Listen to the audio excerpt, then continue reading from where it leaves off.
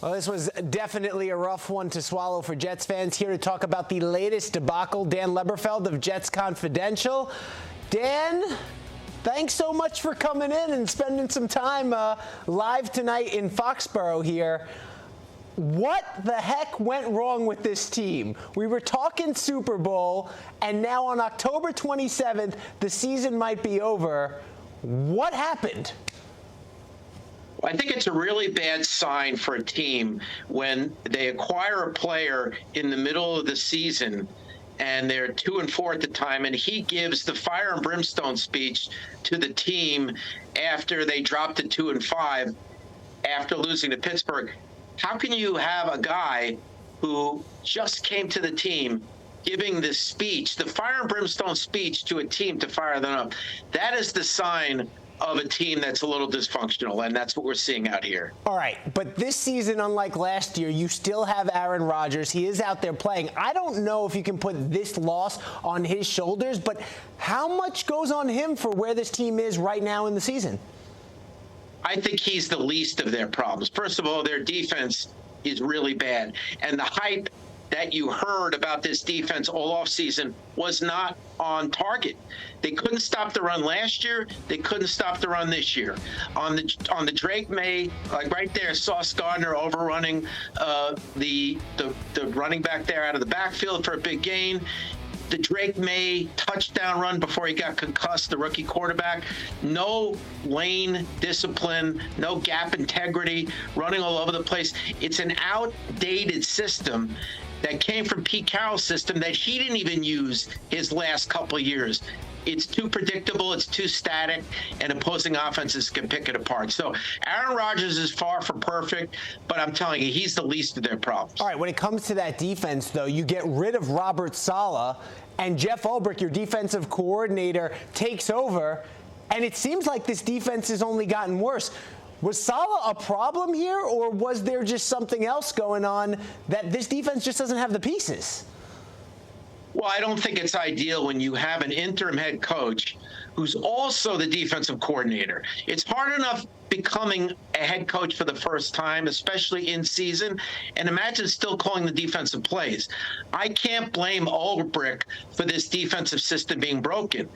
It doesn't work anymore. This whole all gas, no brake, they run her all over the place. They're overrunning running plays. They're out of position in the secondary. It's a system that doesn't work anymore. And as I said before, Pete Carroll, who was a defensive guru over the year, he even stopped using it his last couple of years with the Seattle Seahawks. So it's a broken defense and also a broken offense. Yeah. How on earth, on that first drive, the scripted drive that's supposed to be your best offensive drive of the game, do you have to call a timeout on the first drive, Joe? How often does that happen? How often do you ever see a team burn 3 timeouts in the first quarter? Yep, first quarter, and all to avoid those delay of game penalties. All right, you mentioned defense, you mentioned offense. Aaron Rodgers said they were bad in all phases of the game, so that leads special teams here. Greg Zuerlein, I know he's having a bad season, 9 for 15 this year. His 6 missed field goals are tops in the NFL. Look, they shouldn't have been in a game this close with New England, but if Zuerlein hits his kicks this season, the Jets are 5-3 instead of 2-6.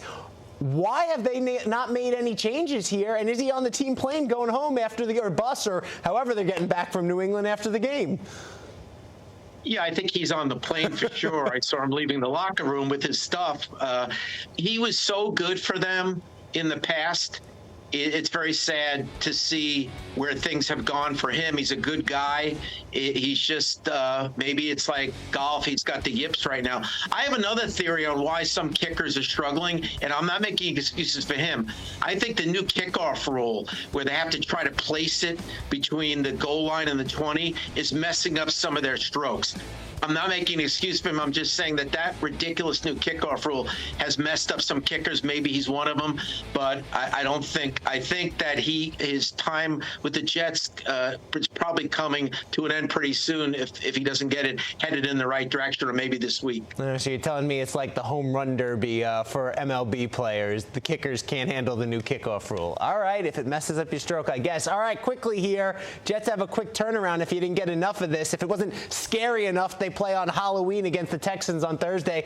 What do you expect?